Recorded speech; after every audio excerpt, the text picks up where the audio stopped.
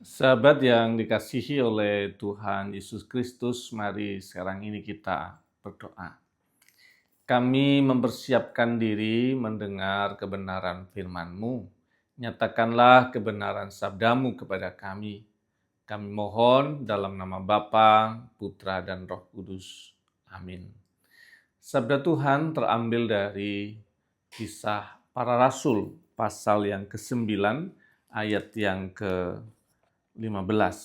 Kisah Rasul pasal yang ke-9 ayat yang ke-15. Saya baca untuk kita.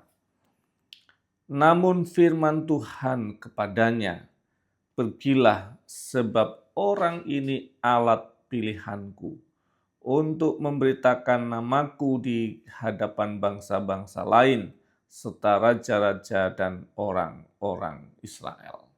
Sahabat yang dikasihi oleh Tuhan Yesus Kristus, ini firman yang dinyatakan Tuhan kepada Ananias dalam rangka untuk merawat, menyambut sahabat baru yang bernama Saulus. Saulus adalah orang Yahudi, pemimpin orang Yahudi yang sangat membenci orang-orang Kristen, pengikut Kristus pada waktu itu. Niatnya adalah membunuh, mempersekusi orang-orang pengikut Kristus supaya mereka meninggalkan iman kepada Mesias itu. Dengan cara apa? Dibuat sengsara, menderita, bahkan dibunuh. Dan dalam perjalanan menuju ke kota Damsyik dalam rangka untuk itu, Tuhan menjamahnya sampai dia jatuh, sampai dia buta. Dan di sisi yang lain Tuhan berfirman pada Ananias supaya segera menunjukkan cintanya, merawatnya, karena Saulus akan dipakai Allah untuk menjadi alat penginjilan bagi kemuliaan nama Tuhan. Sahabat yang dikasih Tuhan, mari kita perhatikan. Saulus itu menganiaya orang Kristen. Dan kata yang dinyatakan Yesus kepadanya adalah, "Kenapa engkau menganiaya aku?"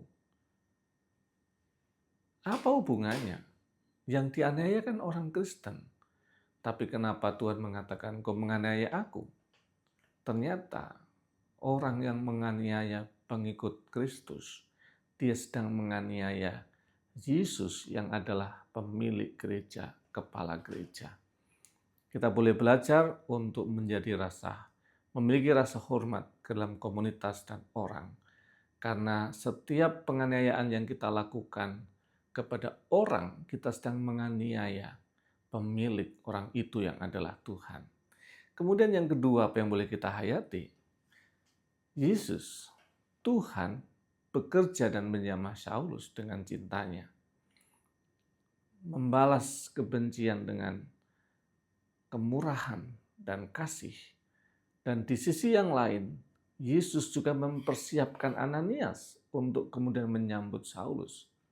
Di sisi yang lain yang kita tidak tahu, itulah Tuhan bekerja di luar kesadaran kita.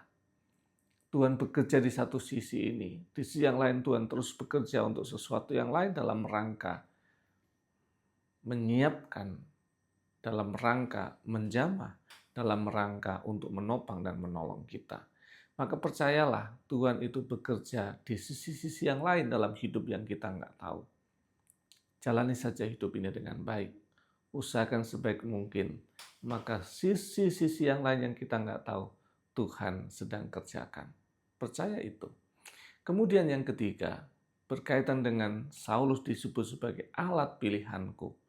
Kata yang dipakai itu menunjukkan tentang bejana tanah liat. Seorang pengrajin bejana tanah liat itu tahu persis dia sedang membuat apa dan nanti dipakai untuk apa.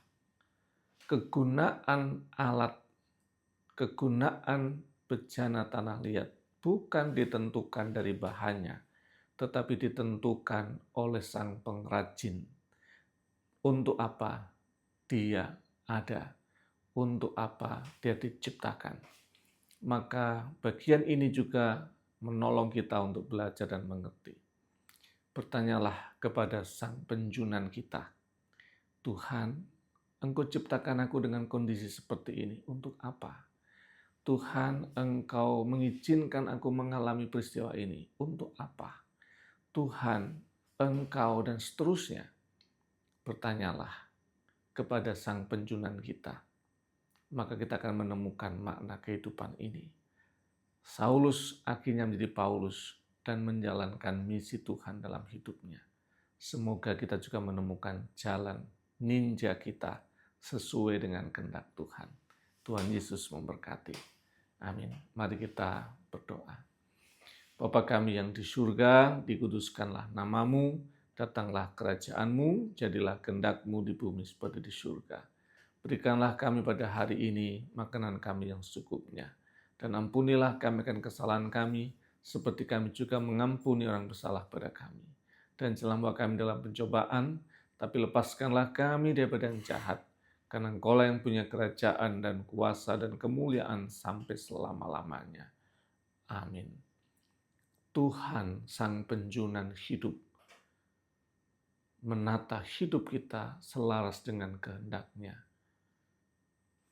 Tuhan memberkati setiap sahabat. Dalam nama Bapa, Putra, dan Roh Kudus. Amin.